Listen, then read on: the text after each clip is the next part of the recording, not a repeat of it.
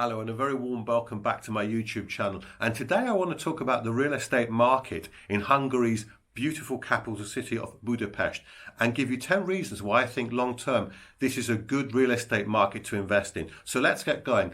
Number one, Budapest is in a very strategic location in the heart of Europe, and its main airline is Wizz Air, which serves many routes across Europe. And this is great if you want to look after your real estate property from another country in Europe. There are literally thousands of flights from all across Europe going to Budapest. Number two, tourism. If we look at tourism over the last 25 years in Hungary, it's actually trebled. So 25 years ago, you had 3 million visitors a year. As of 2019, this had shot up to 9 million visitors. And this is tremendous growth.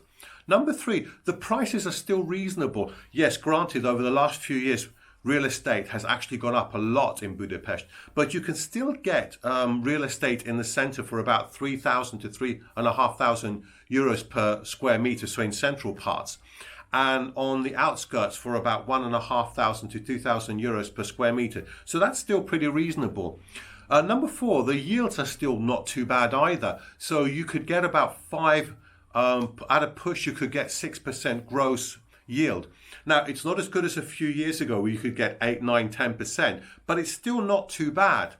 Number five are the low buy-sell costs. So in total, you're looking at around 10%, maybe 11% at most. And this is lower than most countries. So your buying costs will be legal fees at about 1% plus 20% VAT.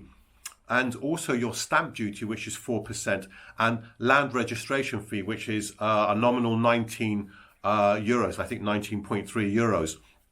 This is for EU citizens. Now, if you're a non-EU citizen, you'll pay a little bit extra. You'll pay 200 euros for a permission fee, and I think about 6-7 euros to have your passport notarized, but not a major difference.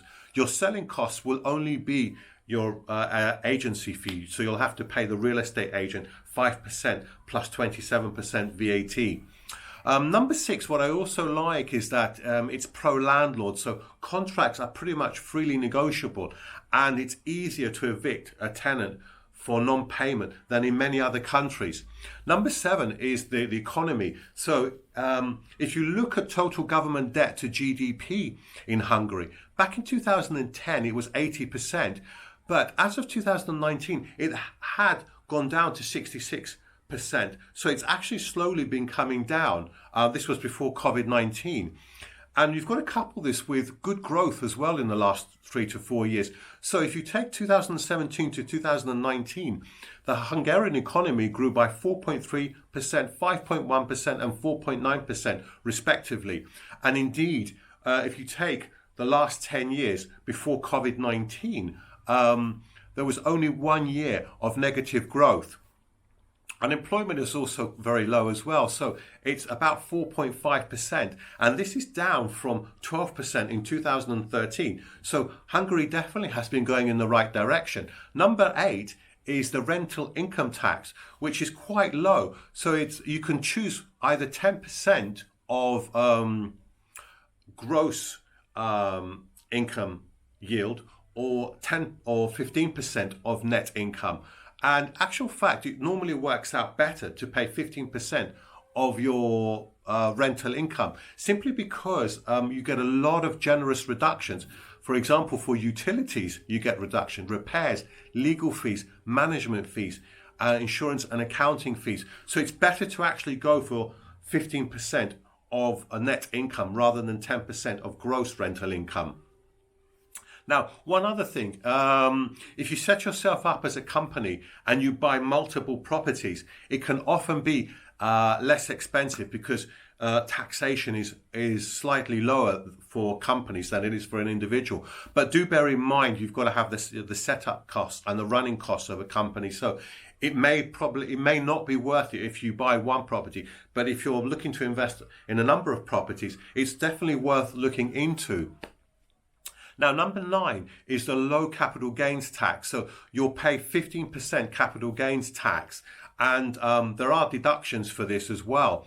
such as improvement costs, acquisition costs, and transfer costs.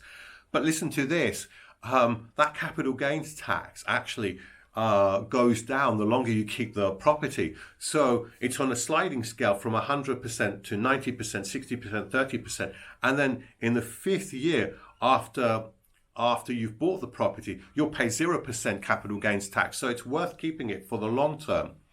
And finally, number 10, I do want to say, I think Budapest is a very dynamic city. It's got a very large expat community. It's a safe place to invest. And you've already had a lot of foreign buyers go in, particularly from Germany, France, Romania and China being examples. So I think here you should invest for the long term. The couple of reasons I want to give, obviously because you won't pay any capital gains tax after 5 years, and property has risen a lot in Budapest. So you may not, in the first year or two, particularly with just after COVID-19, you may not see fantastic growth. But I still think you'll see good growth in the next 5 to 10 years because Budapest is quite a dynamic city. It's going in the right direction. So where should you invest? Well, I'll quickly go through the districts. You've got District 1. Here you've got the UNESCO World Heritage Castle Quarter, and you'll pay about 3,500 to 4,000 euros per square meter. Lovely area. You've got District 2, where you've got where the elite people live in Budapest, and you've got quite a few embassies around there. Expect here to also pay about around 3,500 euros per square meter. Now, that's on the Buda side, District 1 and District 2 on the Buda side. I actually do prefer the Pest side. So I like District 5. I know it's more expensive and you'll probably pay around 4,000 euros per square meter for a good apartment there. But you've got the Parliament there and you've got the St. Stephen's Basilica as well. I love this part of Budapest. And it is where most people stay for Airbnb. So if you do an Airbnb, this is a great quarter to invest in. District 6 is also quite good. This is where you've got the Andrassy Boulevard, which is the Budapest equivalent of the Champs-Élysées. Also here, expect to pay around 3,000 to 4,000 euros per square meter. Incidentally, Hero Square is in this district as well. So that could be a good district to invest. I think my personal favorite will be District 7, where that's been up and coming. You've got a lot of bars, clubs, restaurants. Prices have gone up a fair bit there, but I still think there's quite a bit to go.